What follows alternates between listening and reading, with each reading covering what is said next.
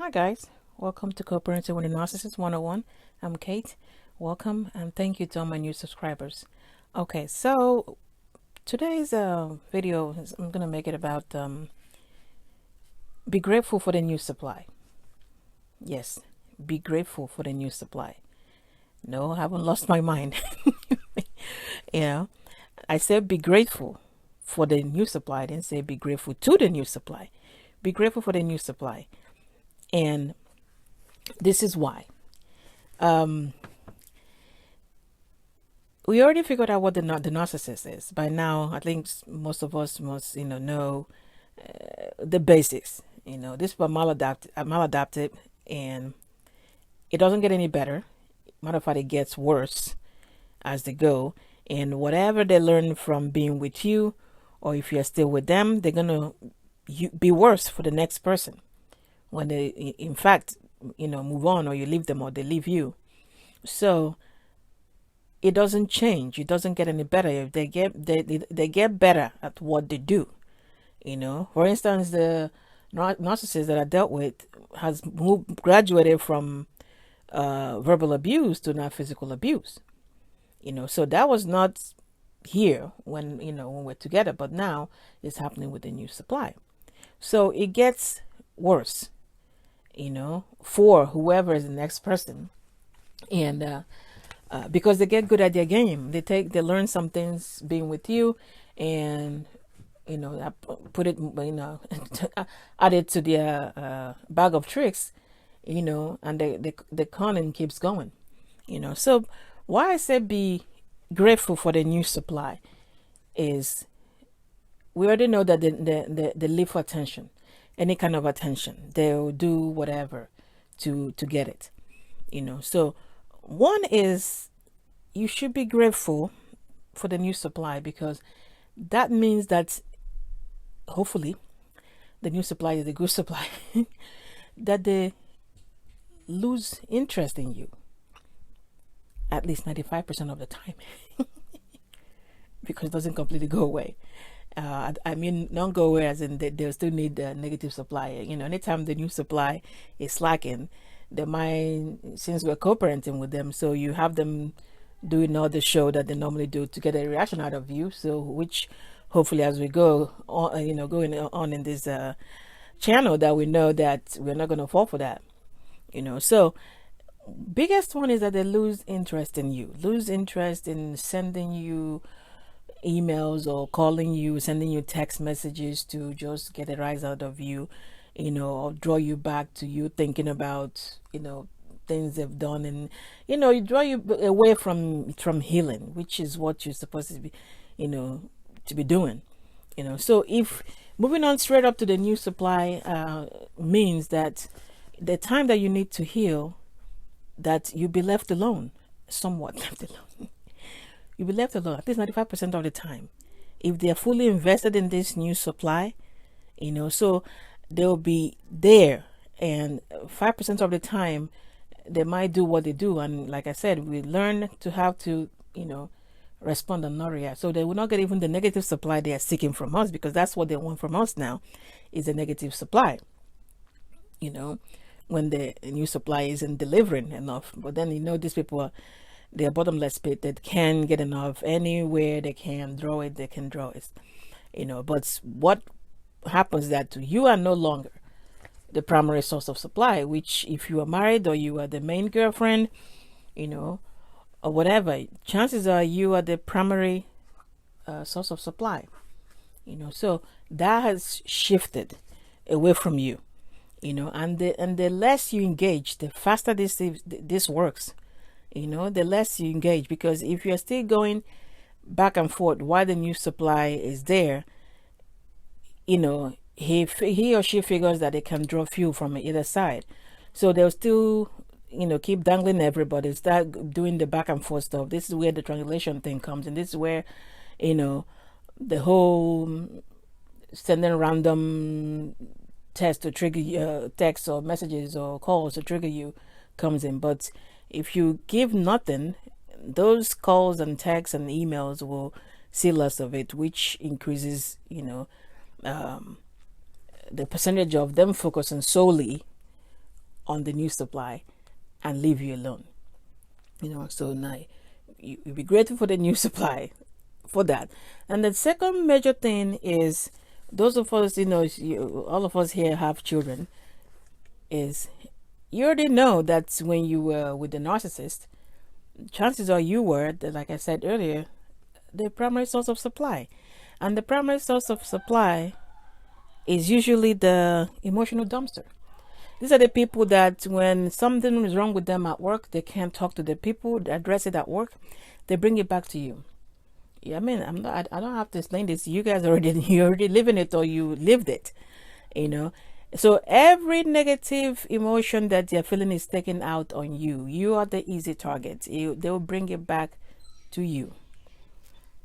Any negative thing that happens to them anywhere, and they can't do what they need to take it out over there, they'll bring it back to you. So you were the emotional dumpster. Negative emotions, they bring it to you. They take all that stuff they're feeling inside, project that onto you, so that you carry this burden.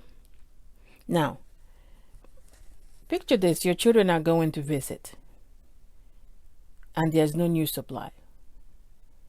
Where do you think that's emotional? Who's going to become the emotional dumpster now? Yeah, the kids. They will straight up take on that role. They give them that role. Somebody has to take it. Remember, these people need other people to validate them. So somebody has to take on that role.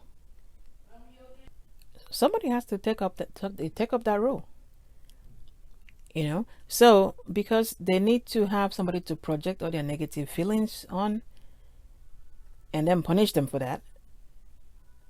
And if there's nobody else around, that would be your children. And for us with younger kids, they're not old enough to, like I said, this during the formative years, between 5 or 6 to 9 or 10, maybe, those of us that have kids in that range, this is when you mess up a child emotionally, the formative years. So if this child is going to the narcissist and have them using them as emotional dumpster, what do you think is going to happen to the child as they're getting older? This is when we start having different issues. I think the probability is high. So if there's a new source of supply, a new supply there, at least during the time that these kids at that age, then that's not going to be the children, because they will not be the primary source of supply. It will not be with whoever it is that they get, together with. There's a shift. They shift from the kids. They become the buffer,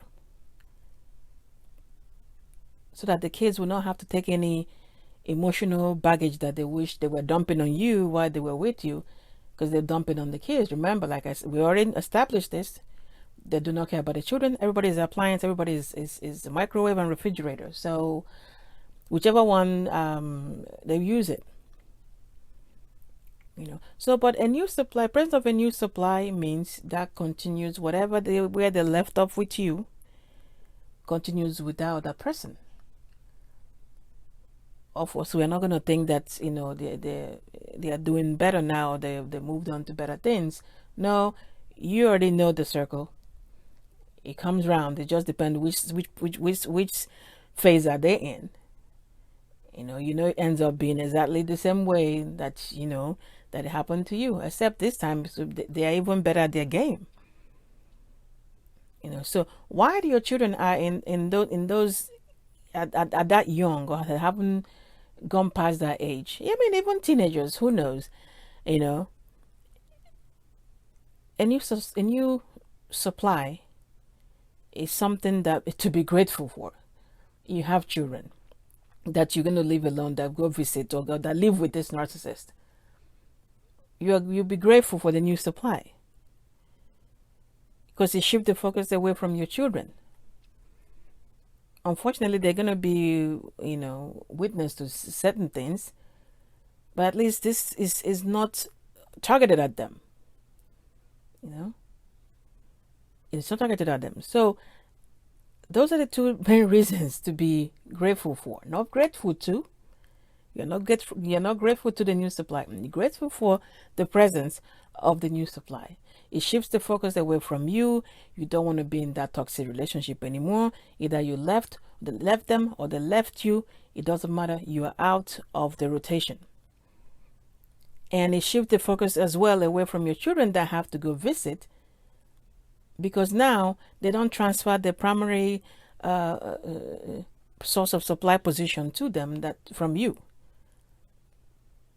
So you're grateful there's a buffer over there for however many supplies they're gonna get, because it's not gonna stop at the one that was behind you. There's always gonna be another supply. But as long as the kids are still in the age where they're still, the brain and everything is psychologically, they're still developing, you pray to God not to have any kind of influence on them that's gonna make them that's gonna affect them when they become adults. So, summary, as crazy as it sounds, coming from us, and I mean, if you are still in the relationship, you haven't left yet, you're planning to leave, this applies to you too. You be grateful for the new supply, because with as the court system don't know anything about it, so 100% of the time they're gonna have some kind of their visitation or arrangement, because the arrangement where it's just not you, unless there's of course really serious circumstances that is obvious, that it's going to be presented as fact in court. Then of course the judge will make a decision, but they're not going to base anything based on make a decision about custody arrangement with you and the narcissist based on the fact that he or she's a narcissist, because they're not really aware of that yet.